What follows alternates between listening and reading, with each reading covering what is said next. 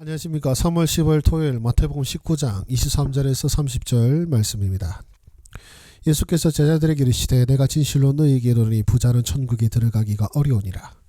다시 너희에게 말하노니 낙타가 바늘귀로 들어가는 것이 부자가 하나님의 나라에 들어가는 것보다 쉬우니라 하시니 제자들이 듣고 몹시 놀라 이르되 그렇다면 누가 구원을 얻을 수 있으리까. 예수께서 그들을 보시며 이르시되 사람으로는 할 수 없으나 하나님으로서는 다 하실 수 있느니라. 이에 베드로가 대답하여 이르되 보소서 우리가 모든 것을 버리고 주를 따라 싸운데 그런즉 우리가 무엇을 얻으리까.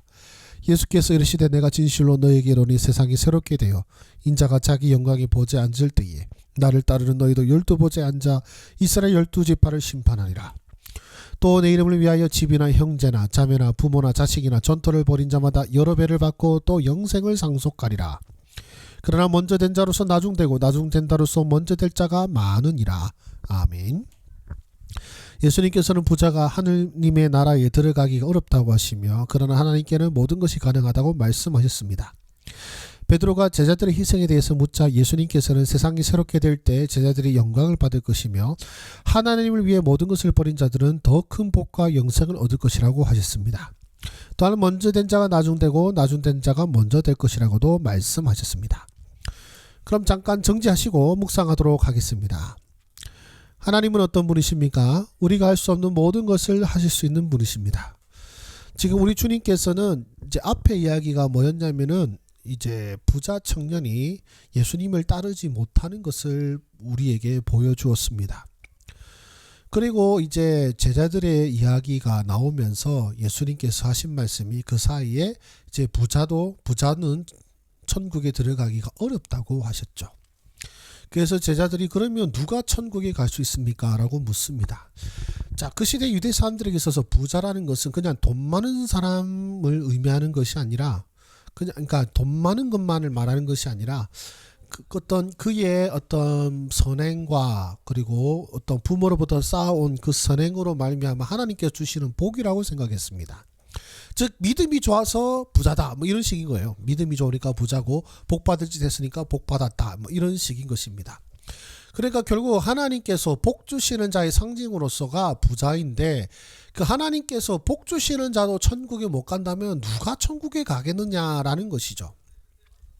그래서 주님께서는 뭐라고 하셨습니까? 사람으로는 할 수 없으나 하나님으로서는 다 하실 수 있느니라고 하셨습니다.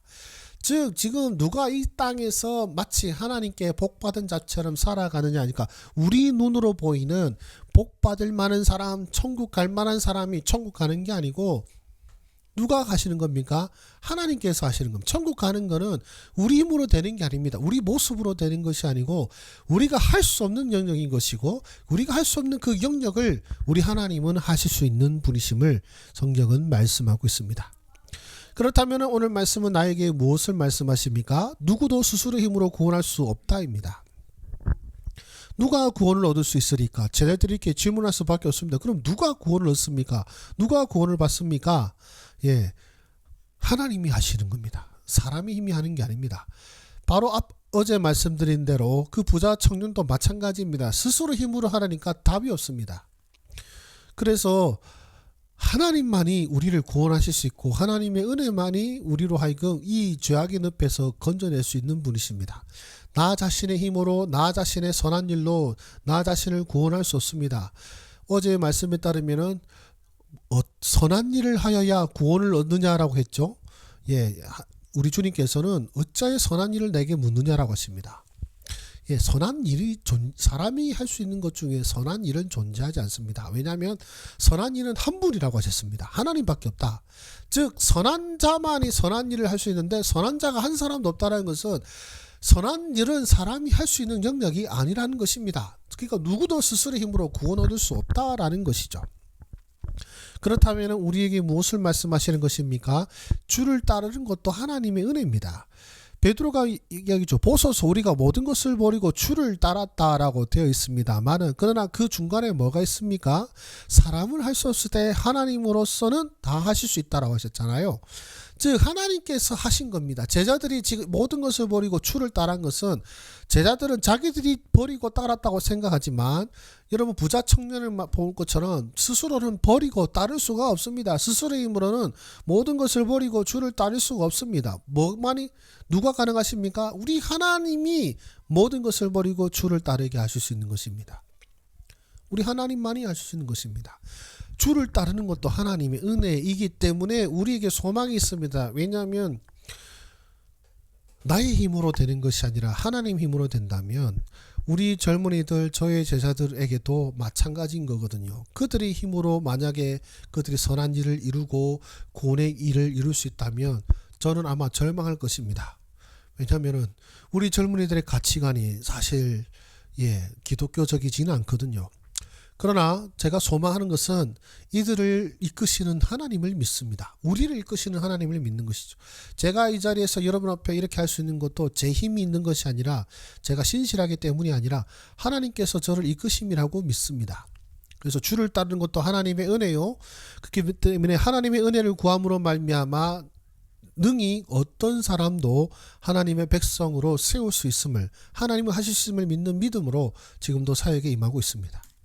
그렇다면 나는 어떻게 살아야 되겠습니까? 은혜로 주의 길을 걷는 자임을 기억하라입니다. 은혜입니다. 이 목회의 길은 것도 은혜고 믿음을 가지는 것도 은혜입니다. 주님의 은혜로 우리가 삽니다. 그래서 나보다 믿음이 적어 보인다고 해서 누군가를 평가절하할 필요도 없고 나보다 믿음이 좋다고 해서 나 자신을 비하할 필요도 없습니다. 모든 것이 다 주님의 은혜이기에 주님을 찬송할 수밖에 없죠. 그리고 믿음이 없는 자를 바라보면서도 우리가 기대하고 소망하는 것은 그 사람의 됨됨이를 보고 기대하는 것이 아니라 하나님께서 그를 불쌍히 여기시사 그를 능히 하나님의 백성으로 삼으실 수 있습니다. 하나님은요. 우리는 할 수 없지만 하나님은요. 저 사람을 할 수 없지만 하나님은 하실 수 있습니다. 그렇게 우리는 기도합니다. 그렇게 우리는 간구합니다. 은혜로 오늘도 주의 길을 걸으시는 여러분 되시기를 소망합니다. 기도하겠습니다. 살아계신 주님 감사합니다. 주께서 살아계시고 역사하심으로 말미암아 우리가 이렇게 주의 앞에 있습니다. 우리 힘으로는 하나님의 자녀될 자격을 얻을 수도 없고 오히려 망할 자들이었사오나 주님의 놀라우신 사랑과 은혜와 능력으로 우리를 주의 백성으로 삼으셨습니다.